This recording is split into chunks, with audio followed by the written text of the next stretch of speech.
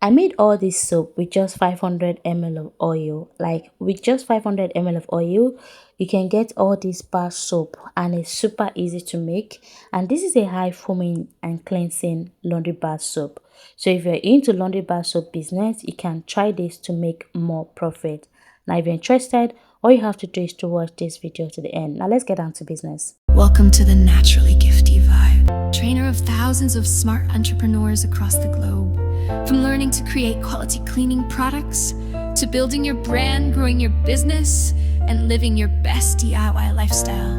This is your calm corner for skills, beauty, health, and income. Welcome to the Naturally Gifty Vibe. Hi friend, welcome back to my channel. I hope you're doing well. In this video today, we'll be learning how to make a super cleansing laundry bar soap for commercial purpose and for personal use. And to make this, here are all the requirements. The first thing you need is a mixing bowl, and then you'll be needing 250 ml of water. Now you're going to pour the water into your mixing bowl, and then the next ingredient you need is sodium hydroxide, also known as caustic soda. And for the caustic soda, we're using 100 grams. So all you have to do is to measure 100 grams of caustic soda and then pour it into your 250 ml of water and stir to dissolve. And when you pour the caustic soda into the water, stir to dissolve completely, and this is what we call lye solution. And at this point, your lye solution is ready. So all you have to do is to set it aside and move on to the next. Now you're going to leave the lye solution to sit for about 20 to 30 minutes before using it for your production. And after preparing the lye solution, set it aside and move on to the next. Now for the next, you'll be needing a bowl and also go in with 150 ml of water. And the next ingredient you need is soda ash. And for the soda ash, we're using 70 grams of soda ash. So all you have to do is to measure your 70 grams of soda ash and pour it into your 150 ml of water. Then stir to dissolve completely, just as you did with the caustic soda. Now you're going to stir until the solution becomes clear. Then you can set it aside and move on to the next. Now this is after dissolving the soda ash, and at this point we are moving on to the next stage. Now for the next step, you'll be needing a big mixing bowl, and the next ingredient you need is oil, and you can use any oil of your choice. I'm using PK oil, but I'll highly recommend you using either coconut oil or PK oil. If you're using vegetable oil, it might not really turn out well. So I will advise you go with either PK oil or coconut oil, or you can mix PK oil and palm oil together. Yeah, so that's it. And now moving on, after transferring the oil into your mixing bowl, the first solution you're going to add into the oil is your soda ash solution. So go in with your soda ash and just gently pour while you stir, just exactly as you're seeing it in the video. And when you pour the soda ash into the oil and stir, you will notice that the oil will start to emulsify, which is exactly the reaction you're seeing in the video. Now this is different from saponification. Soda ash is not strong enough to saponify oil, so what it can only do is to emulsify the oil, and at some point when you continue to stir, it will start to separate. Now when you pay attention to the video, you will notice the separation, and this is the difference between adding lye solution into oil and adding soda ash into your oil. So the soda ash can only emulsify while the lye solution will saponify. So that's it. And after stirring for like 2 to 3 minutes, you will notice the oil will start to separate. And at this point, you can go in with the next ingredient. And for the next ingredient, you need hydrogen peroxide. And for the hydrogen peroxide, we can use between 15 to 25 ml. So I went in first with 10 ml of hydrogen peroxide. So all you have to do is add the 10 ml of hydrogen peroxide and then stir to mix. Now when you continue to mix it for like 2 to 3 minutes or 5 minutes, you will notice chemical reaction. You will notice that the soap or the mixture will start to increase in size, and it will become very creamy and fluffy. So at this point, just keep mixing for like extra 1 minute or two. Then you can add the next ingredient. Now you can see exactly how it's looking in this video, and that's exactly how it should be.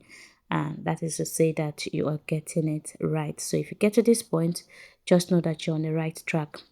Now, once you get to this point, the next thing to add is sulfonic acid. And for the sulfonic acid, we're using 50 grams of sulfonic acid. Now, when measuring your sulfonic acid, measure it in grams, not ml. Sulfonic acid is denser than water, so you have to measure it in grams and not ml. Now, the moment you pour the sulfonic acid and stir, you will notice another chemical reaction to generate more bubbles, and it will double in size, just exactly as I seen it in the video. Now, at this point, you just keep mixing or keep stirring until the bubbles reduce, and just exactly as you've seen it in the video. Now, I deliberately had to leave it without cutting it so you can see the full chemical reaction. So you can see that the moment we added the sulfonic acid, the bubbles increased in size. So by the time I kept stirring, it reduced, and that's exactly how it should be. Now, also make sure to use your silicone spatula to scoop everything in the cup. Remember, we're working with measurement. So that's it. Now you can see the moment you keep stirring, the batter will become very creamy and smooth, and that's exactly how it should be. So that's it. Now after stirring for like 3 minutes, I'll scoop a little bit of the soap butter into a plate. Now I did this earlier, but I didn't realize that it wasn't recording, so I had to repeat the process. So what I did was to scoop a little bit of the soap butter into a plate, the same plate that you're seeing in the video. Then I'll go in with my fragrance. So I did that and it wasn't recording, so I had to repeat the process. Yeah. Now all I did was to scoop a little bit of the soap butter into a plate, and then I went in with fragrance. So just pour the fragrance into the soap butter that you scooped out and mix properly. Now you can see the change when you add the fragrance into the soap butter. You can see how it will change the color, and it might also cause separation. But just mix it like this and set it aside, then proceed with the next process before adding the mixture. So that's exactly what I did here. So now after that, the next thing you're going in with is your lye solution, which is the mixture of sodium hydroxide and water. So at this point, go in with your lye solution, which is your caustic soda, and then stir properly. Now, when you add the lye solution, you will notice that the consistency will improve, the bubbles will reduce, and it will become very creamy. Now, it might be a bit watery, but at this point, you just need to stir continuously. You can stir it for like 5 to 8 minutes, depending on your the motion. Yes, so if you're actually doing it consistently, it might take about 5 minutes. But if you're just taking it gently, it might take about 5 to 8 minutes or even 10 minutes. So just continue to stir it until it starts to thicken. Now you can see the consistency after adding the lye solution. It became very watery. So at this point, go in with your fragrance mixture, and that's exactly what I added here. And that's exactly how you need to do it. If you add it directly, it might affect it. So just follow this procedure. So that's it. Now go in with the fragrance mixture and then stir to mix properly. And that's it.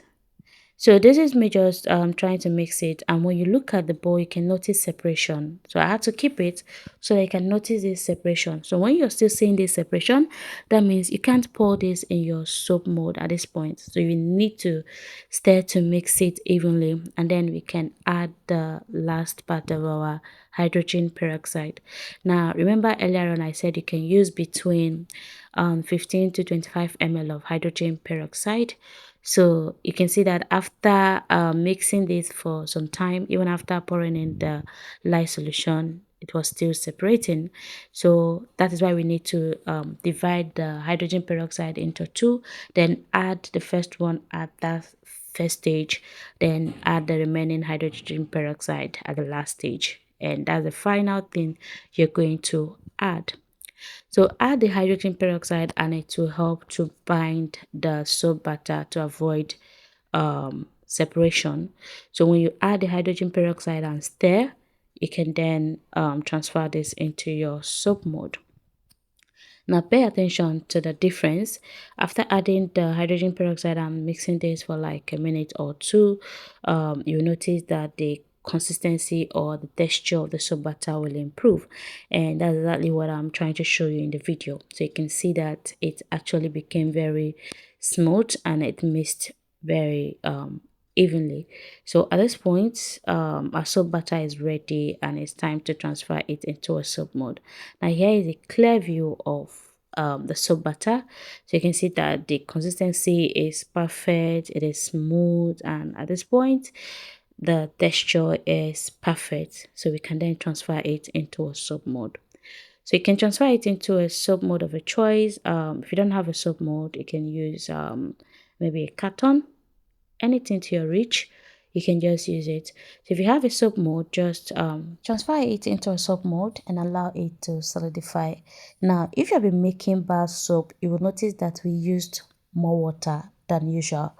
Now, originally, if we were to calculate the exact amount of water that we needed for this 500 ml of oil, what we needed was just between 170 ml of water or 175 ml of water, or at most we can use 200 ml of water, but we ended up using 400 ml of water in total, and this is to maximize profit. So you can see that we added a large amount of water. So 400 ml of water against 500 ml of oil and 100 grams of caustic soda. So that's a lot of water. So this soap might not actually solidify as strong as your regular bar soap. So what it will do that is to take longer time to properly solidify or to properly cure. But believe me when I tell you that if you allow this soap to sit for like a week or like 2 weeks, it will become very strong, more than your regular soap. Yeah, it might not actually solidify immediately, but it will take longer time. Now, this is after transferring it into a soap mode and allowed it to stay for like I think the next day, which is not up to 20 hours. I made the soap around 4 p.m. and this is 11 a.m. the next day. And here's what we have. Yeah, it actually solidified, but not as much as when we had to use 170 ml of water. It will become stronger than what you're seeing now. And also, the choice of oil matters also. If you're to use like palm oil with PK oil, it might be stronger than what we have here. Or if you use like coconut oil and palm oil, or coconut oil and PK oil. But at the end of the day, be it coconut oil or palm oil, you still need to allow it to cure before marketing, which will take about a week or two. So it's almost the same thing. So you can just use this method and still give it the same time to cure before marketing. And the good thing about this soap is that it has a high cleansing power due to the content of sulfonic acid, soda ash, and hydrogen peroxide. Especially the hydrogen peroxide is a game changer. Like it has a high cleansing and foaming power. Now, take a look at this soap. It's actually very beautiful. The texture of this soap is beautiful, especially when you allow the soap to cure properly. Like the texture is top notch. I don't need to say much. Just give it a try and allow it to cure. Then you're going to see the difference between this formula with the regular formula that you have been using to make your bar soap.